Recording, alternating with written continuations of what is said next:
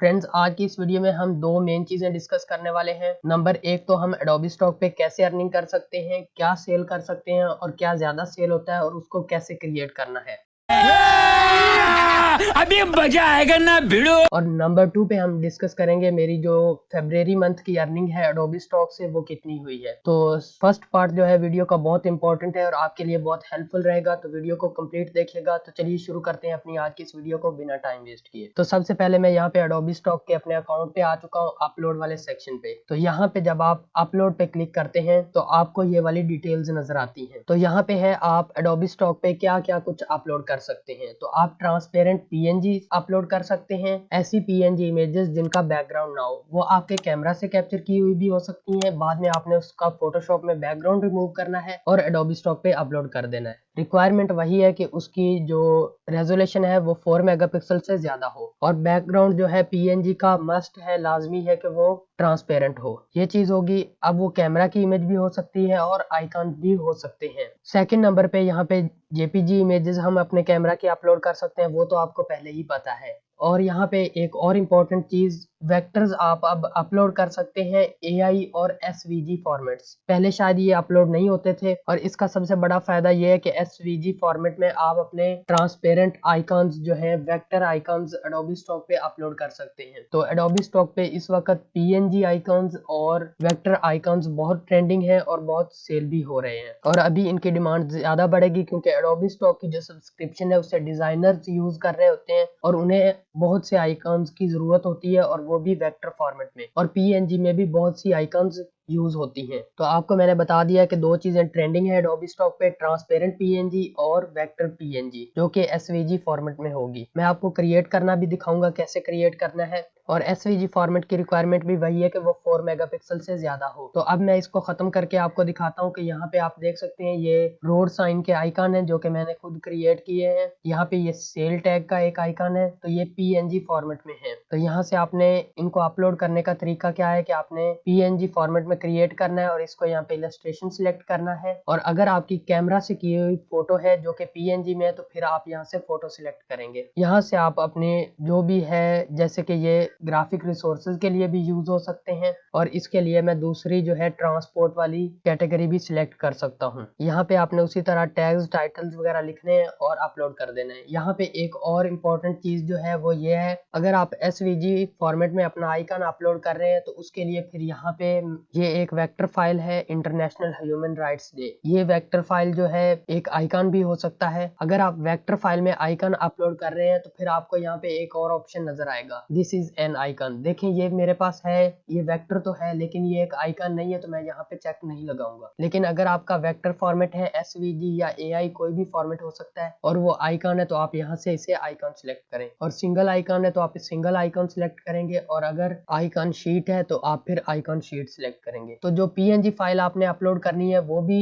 लाजमी है कि ट्रांसपेरेंट हो, और अगर आप एसवीजी आइकन अपलोड कर रहे हैं तो वो भी रिकमेंडेड है कि वो ट्रांसपेरेंट हो ताकि उसे यूज करने में आसानी हो। तो ये कुछ एडोबी स्टॉक में नई चेंजेस थी जो मैंने आपको बता दी हैं। और अगर आपने कोई इमेज जो है एआई से जनरेट की है तो उसके लिए फिर आपने यहाँ से चेक लगाना है, क्रिएटेड यूजिंग जनरेटिव एआई, और इनकी जो रिक्वायरमेंट्स हैं उनको आपने फॉलो करना है कि किसी का कॉपी किया हुआ ना हो, और टाइटल्स में आपने टैग्स में जनरेटिव एआई यूज करना है। तो ये कुछ चीजें थी जो एडोबी स्टॉक पे आप करेंगे तो आपकी अर्निंग स्टार्ट हो जाएगी और आपकी रिपीटिंग इमेजेस सेल होना शुरू हो जाएंगी अगर आपकी कोई आइकन जो है वो रैंक कर जाती है। तो ये चीजें होगी क्लियर कि क्या सेल हो रहा है। और अब मैं आपको बताता हूँ कि इसको आपने क्रिएट कैसे करना है। तो मैं यहाँ पे एडोबी इलस्ट्रेटर पे आ चुका हूँ। यहाँ पे आपने फाइल में जाना है और न्यू सिलेक्ट करना है, और यहाँ से आप 2500 मल्टीप्लाई बाय 2500 पिक्सल सिलेक्ट कर सकते हैं या 4000 मल्टीप्लाई बाय 4000 पिक्सल सिलेक्ट कर सकते हैं। तो वो हमारा 4 मेगापिक्सल हो जाएगा। अब हमने आइकन कैसे क्रिएट करने हैं, तो यहाँ पे ये एक आइकन आप देख सकते हैं जो कि म्यूजिक प्लेयर,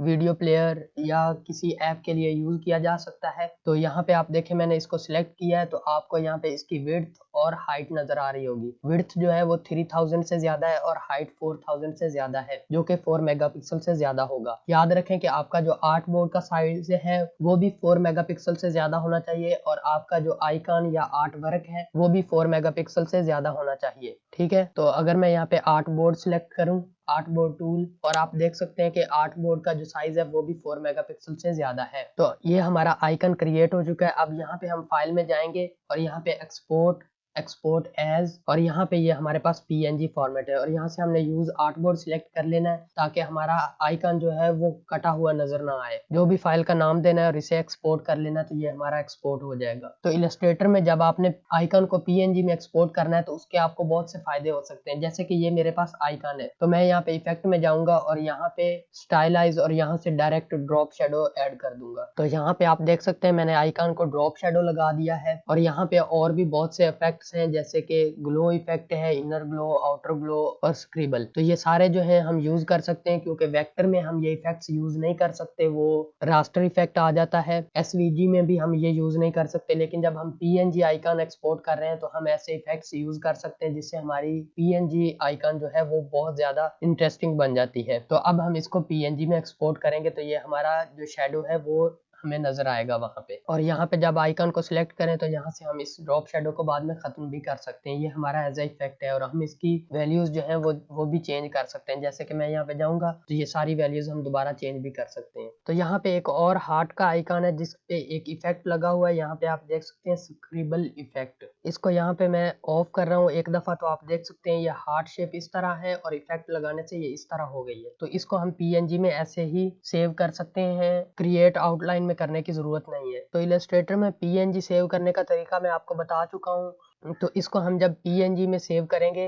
ट्रांसपेरेंट में, तो ये बिल्कुल ऐसे ही रहेगा। हमें इसको ऑब्जेक्ट को आउटलाइन करने की बिल्कुल भी जरूरत नहीं है, एक्सपेंड करने की भी जरूरत नहीं है। लेकिन जब आप इसको एसवीजी में करना चाहो तो फिर आपको इसको एक्सपेंड करना पड़ेगा। अब हमारे पास ये आइकन है और इसको हम एसवीजी ट्रांसपेरेंट फाइल में कैसे सेव करेंगे। तो यहाँ पे आपने फाइल में जाना है और यहाँ से आपने सेव एज सिलेक्ट करना है।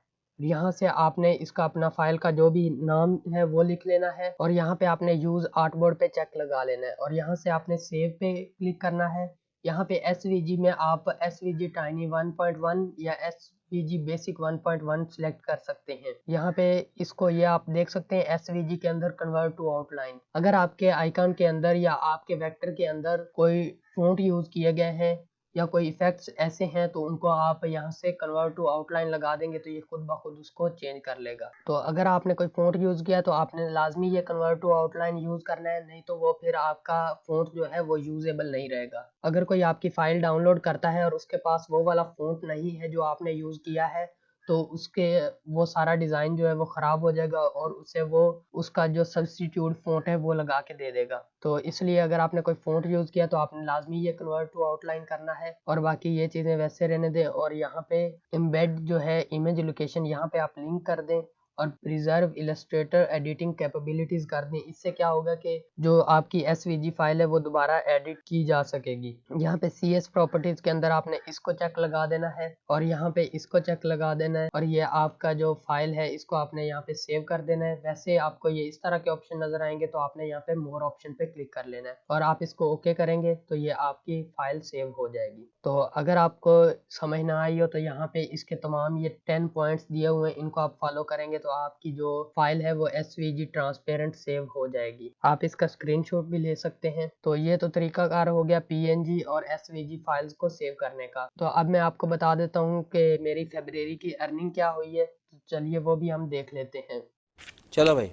तो यहाँ पे आप देख सकते हैं ये मैंने यहाँ से जो है फिल्टर लगाया है फरवरी 2023 1 से 28 तक का और डिस्प्ले स्टैटिक्स कर दिया है। तो अर्निंग जो है वो 5.55 हुई है और 6 डाउनलोड्स हुए हैं टोटल पूरे मंथ में। और जो इलस्ट्रेशंस डाउनलोड हुई हैं वो आप देख सकते हैं यहाँ से। ये एक ब्लैक हिस्ट्री मंथ की है जो कि आप यहाँ पे देख सकते हैं।